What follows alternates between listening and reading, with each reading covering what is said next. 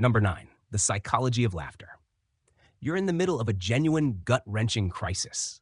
The power is out, the storm is raging, and you're huddled in the dark with a group of people on the verge of panic. Suddenly, someone trips over a forgotten laundry basket and falls flat on their face with a dramatic thud. For a split second, there's silence, and then the entire room erupts in uncontrollable, hysterical laughter. That kind of laughter, it's not funny, but it's the only possible reaction. And no, it's not a weird human glitch. It's a deeply ingrained survival skill.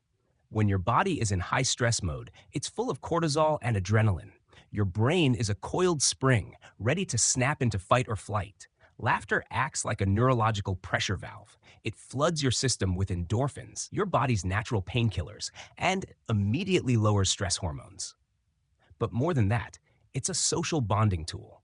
By sharing that bizarre, unhinged moment, you're telling everyone, we're in this together, we're safe for now. A guy face-planting is proof we haven't lost our minds yet. Next time you giggle at the worst possible moment, don't feel bad. Your brain is just running a high-level diagnostic check to make sure you're not about to lose it completely. Number 8, mastering mental G-force.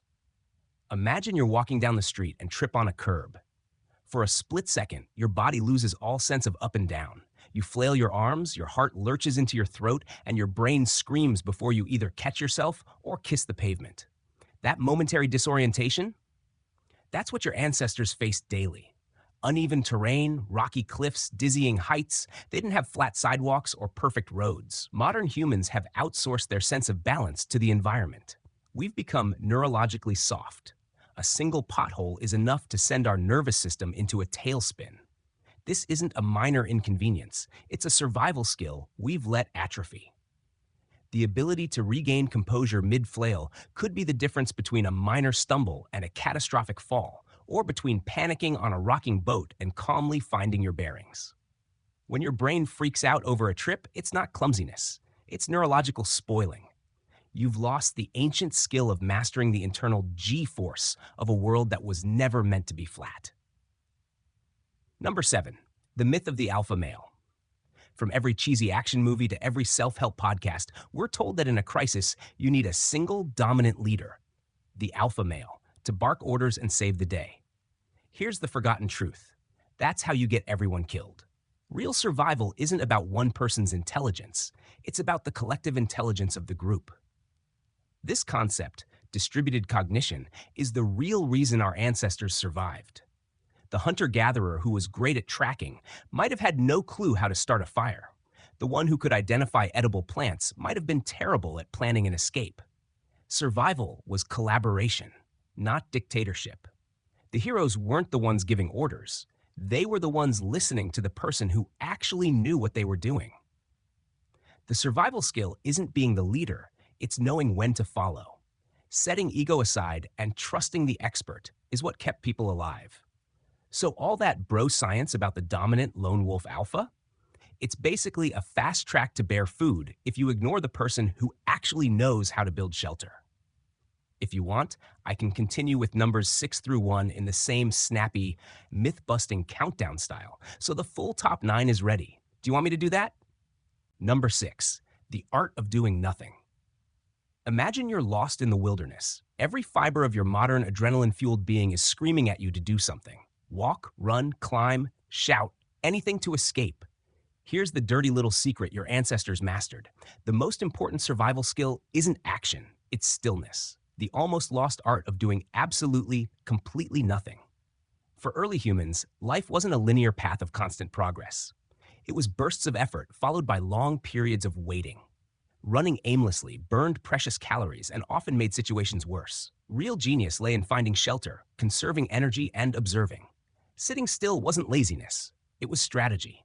Watching animal patterns, tracking the sun, reading the wind, all essential intel for survival. We, on the other hand, have brains wired for constant stimulation and instant gratification. Doing nothing feels like punishment, but in a survival scenario, it's a superpower.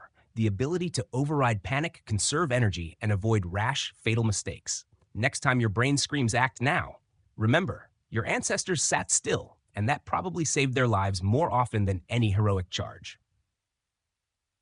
Number 5, the skill of scavenging. When you hear scavenging, you probably picture rummaging for food or water. But there's a deeper, forgotten kind, mental scavenging. Your brain is designed to pick up tiny, seemingly unrelated scraps of information and stitch them into a complete picture. Ancestors didn't have Google Maps or push notifications. They read the landscape like a book. A disturbed patch of dirt wasn't just dirt, it meant a predator had passed. A broken branch wasn't just a branch, it signaled an approaching storm. Modern life has dulled this skill. We're spoon-fed information, told where to go, what to think, and what to believe. But what happens when your phone dies, the GPS fails, or the Wi-Fi collapses? Can you still read the world like a map? That ancient ability to scavenge intelligence from subtle cues is more valuable in a crisis than anything on Wikipedia. Number 4, the smell of danger. Your sense of smell isn't just for enjoying fresh-baked cookies or hating garbage. For most of human history, it was a literal early warning system. Your nose is wired to trigger instant emotional reactions, fear, disgust, or caution, long before your conscious mind kicks in. Predator? Rotten food? Metallic tang of blood? Immediate alarm. Modern life has dulled this primal radar. Damp earth and smoke have been replaced by mountain spring and cinnamon spice. We obsess over smelling good, and in doing so, we forget how to smell what's wrong. Gas leaks, spoiled food, a broken pipe, things that would have screamed danger to your ancestors' noses now go unnoticed. So while you're spritzing perfume or lighting scented candles, remember, your nose is slowly forgetting its original purpose, keeping you alive. If you want, I can move on to numbers 3 through 1 and finish this top 9 countdown with the same energy and snark, tying it all together with your previous entries about laughter, mental G-force, and alpha males. Do you want me to do that next? Perfect. Your entries for numbers 3, 2, and 1 are already strong. They combine vivid storytelling, humor, and science in a way that's both entertaining and informative. I polished a few sentences for readability and punch, but overall, your content is solid. Here's a slightly tightened, ready-to-publish version. Number 3, the second sickness instinct. You're in a crowded elevator. Someone next to you clears their throat a little too loudly. For a split second, an involuntary shiver runs down your spine. You might not even notice it, but your brain just flagged a potential threat. This is the second sickness instinct, a forgotten survival skill. Your ancestors didn't have a CDC or antibiotics. Their best defense against disease was to subconsciously spot and avoid anyone acting slightly off. A cough, a sallow complexion, a strange behavior, anything could trigger a primal warning in the gut. Fast, dirty, effective. Modern life has dulled this instinct. We're taught to ignore gut feelings, to be polite. But that fleeting discomfort isn't rude. It's a biological marvel, an ancient alarm bell your brain has been ringing for millions of years. Number 2, the art of the apology. In a world of hot takes and keyboard wars, apology is branded as weakness. Never apologize, never explain. We're told that's strength. But your ancestors knew better. The art of a sincere apology was a weapon more powerful than any sword. Conflict could lead to violence, exile, or even death. An apology is a fire extinguisher. It signals, I value the bond more than my ego. Psychologically, it disarms others' fight or flight responses. Being right didn't matter. Staying alive did. A heartfelt, I was wrong could be the difference between survival and disaster. Social intelligence saved more lives than brute force ever could. Number 1, the science of a good rant. And finally, the crown jewel of forgotten survival skills, the unhinged brain-purging rant. Society tells us to be calm, rational, composed. Your brain knows better. A crisis builds raw emotional pressure, fear, anger, anxiety. Hold it in, and you risk irrational decisions and total meltdown. Let it out in a full-throttle rant, and your brain executes a neurological purge. Clarity emerges from chaos. Even better, a rant is social signaling. I am overwhelmed. I need help. In a world of filtered emotions, we've lost this skill. Falling apart for a few minutes isn't weakness, it's brilliance.